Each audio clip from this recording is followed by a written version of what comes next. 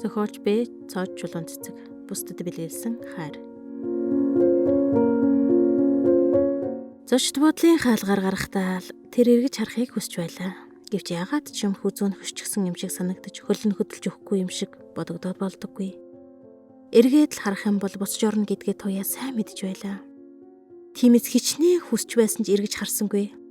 Гадаа усан бороо шаагтал асгарч байсан ч алхаад л баймаар нэг тийм намуухан. Өөрийнх нь сэтгэлд хурсан гуньгийг хуваалцаж зангираад байсан нулимсыг нь нууж өгөх гэж бороо асгарч байгаа ч юм шиг санагдахад зам дагаад ганцаараа алхав. Яах гэж ийм олон жилийн дараа итгэл минь дөнгөж унтарч байхад хурч ирж байгаа юм гэсэн гашуун бодол хоолой дээр нь турж нулимс болон гинтхэн асгарч эхлэв.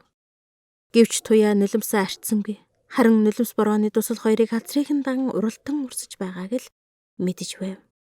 Одоогоос 3 сарын өмнө ажлынх нь нүдэн дээр цэнгэл инээд алтан зогсож байсан тэр өдрийг гинтхэн саналаа. 8 жил уулзаагүй тэр хүн 8 жил хүлээсэн тэр хүнийг яг замыг нь тосоод зогсож байна гэж төсөөлөөч үгүйдээ балмагдж бас түүнийг амьд мэнд явааг харсандаа баярлаж туяа дуу алтан түүнийг твэрч авсан. Тэр үед цэнгэлийн зөөлхөн уруул хацрыг шүргэж үснийх нь нүнэрт мансуурж байх шиг санагдж байлээ. Удаан уулзаагүй хоёр жижигхэн кафед орж баахан хууч хөөрөв. Үнэндээ туяа яриагаа юунаас хэлхээж мэдэхгүй сандчиж харин цэнгэл бүсгүйг яг л 8 жилийн өмнө харж байсан тэрл харцаар өхөөрдөн харж байгааг мэдрэх тусам сэтгэлийнх нь гүнд нуугдж үлдсэн тэр хаар сэргэн амилж байх шиг санагдан барьцаалтаж байгаагаа мэдэрч байлаа. Туяа тэсэлгүй энэ олон жил хаана явсан юм бэ? Яагаад хүлээж байгаарэ гэж хэлчихэд хэрэг чирээгүй алга болчихсон юм бэ? Хэмээн хашгирмаар санагдаж хээжинд нь гомдол үерлэж байсан ч түүнийг нуухыг хичээж уруула хазлан чимээг үхэн суна. Харин цэнгэл яг л ганцхан өдрийн амралтанд яваад ирсэн хүн шиг хөхөн хөвгчлээ ч гэж жигтэйхэн. Байн санаа алдах туяаг хөөрдөн харж найз нь Солонгост ажиллаж цаашаага Япон руу гарчихсан. Хүний газар хүний зарчгал ажиллаж байхдаа чамайг л удаж байлаа штэ. Чиний утас солигдсон. Нэг найзыгаа Монголд амархаар ирэхэд нь гэрээ чин зааж өгөөд явуулсан. Харамсалтай танайх байраа зараад нүүсэн байсан гэсэн. Тэгээд л холбоо тасарсан. Намайг явахад интернет, гар утас ямар ингэж хөгжсөн байсан биш те. Гэрээ чин утасны дугаараас өөр юмгүй л явсан шүү дээ. Одоо ч цаг сайхан болжээ. Хэмээн инээд алтна. Туяад хэлэхүүг олдсонгүй. Тийм дээ. Хэмээн хэлээд санаа алдав. Тэрээр халгаж найз нь өнгөрсөн намар хүний ихнэр болсон. Хэмээн гим хийсэн хүн шиг намуухан хэллээ. Бараг л шивнэх шахам хэлсэн энэ үгийг сонсоод цэнгэл мөр рүүгээ ташуурдуулсан хүн шиг навтсхийхийг хараад туяа өөрийн ирэхгүй хөшөв. Тэр үнэн хэлсэн юм байна. Надад хайртай байсан юм байна. Отооч хайртай хിവэрэ байгаа юм байна. Гэж бодохоор нэг л гомдолтой санагдаад болдоггүй. Туяа цэнгэл хоёр бүр багын найзууд. Гудамжинд хамт бөмбөг шиглэж бас болоогүй.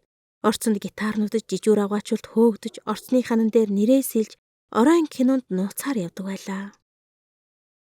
Кино эхлэхээр гэрэл унтрахад цэнгэл туяагийн гарыг барьж хазар дээр нь чимээг өхөнсөн. Туяа цэнгэлийн мөрийг түшгэд түүний зүрхний цохилт сонсогдож байх шиг санагдана. Миний зүрхч гэсэн ингэж аймаар чанга цохилж байгаа байхдаа хэмээн бодож амьсгалаа түүжих гэж оролдоно. Анхны хайрын гал хин хинийхэн зүрхэнд динлүү мэд гэрэлтэж байгааг тэр хоёрын хин хинэн мэдж байлаа. 10 дугаар ангиад төгссөн намар туяа их сургуульд орж харин цэнгэл аавынхаа байрыг барьцаанд нь тавиад Солонгост ажил хийхээр мордсон. Явахынхаа өмнө хөдөж цэнгэл найз нь удахгүй ирнэ. Бас өдөр болгон чамтайгаа уцаар ярина. Ямар их хайртайг юм нь чи мэдэн шүү дээ. Намайг эртэл хүлээн үсттэй.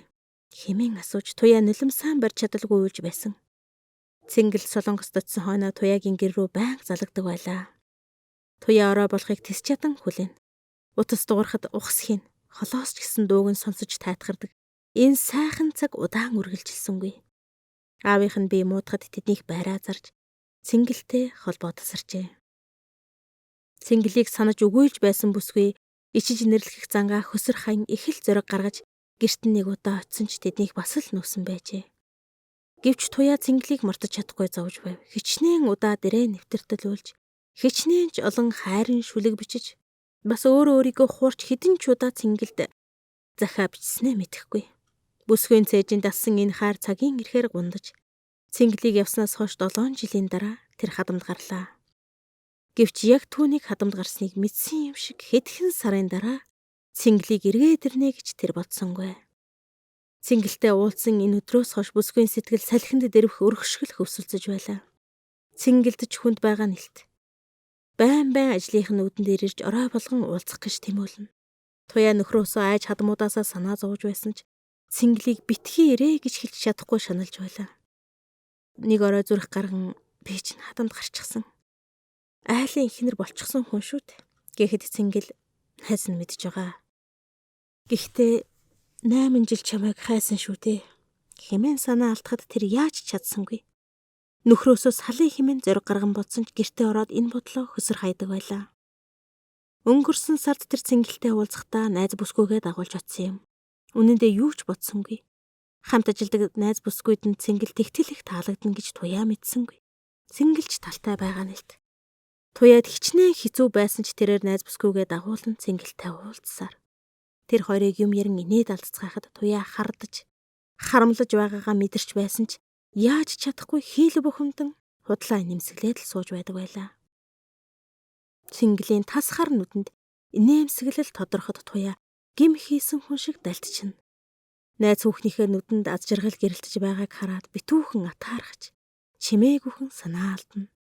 Гэхдээ тэр шийтсэн байлаа. Цайлган бас хөвгөлтэй найз бүсгүйдээ.